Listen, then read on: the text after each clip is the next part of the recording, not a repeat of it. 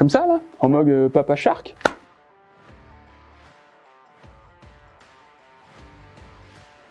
Je m'appelle Bastien Legrand et je suis ingénieur méthode.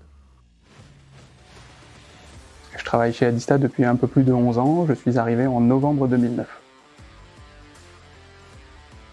Sans dire que c'était une priorité, je pense que de par sa croissance, c'est régulièrement des opportunités qui se présentent chez Adista. J'ai d'ailleurs pu en bénéficier plusieurs fois au cours de ma carrière, puisque je suis passé de chargé de projet à responsable du run, puis responsable du build, puis dernièrement ingénieur méthode. Et je pense que régulièrement, il y a des opportunités à saisir qui permettent de renouveler son quotidien, d'apprendre de nouvelles choses et finalement de se rafraîchir un peu dans son entrain par rapport à ses missions dans l'entreprise. Régulièrement, depuis que je suis dans l'entreprise, au sein du service delivery, on franchit des paliers en termes de dimensionnement qui nous amènent à revoir notre organisation. Et fin 2019, début 2020, on atteignait un de ces caps, on était en pleine adaptation de la régionalisation au sein des équipes build.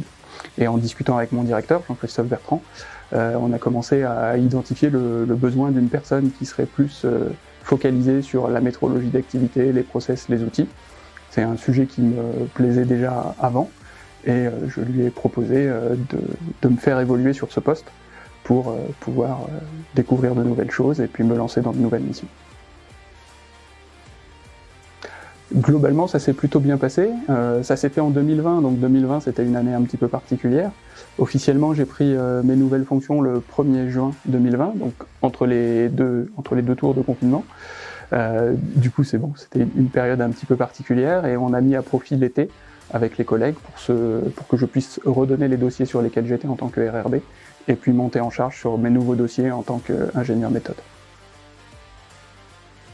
Oui, je pense que c'est un atout en termes de vision des choses, de connaissance du terrain également, même si on ne peut pas dire au bout de 10 ans qu'on sait parfaitement comment ça marche si on n'a pas pratiqué les choses, mais on a malgré tout une vision d'ensemble et probablement des points de vue qui sont plus transverses parce qu'on a pu s'asseoir à différents postes sur la chaîne et donc voir les choses sous différents angles de vue.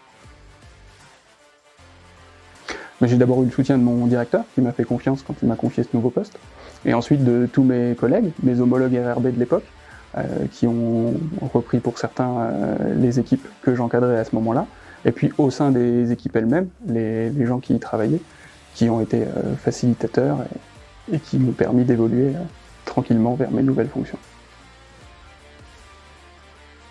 La chose dont je suis le plus fier professionnellement, c'est les bons rapports que je pense entretenir avec les gens.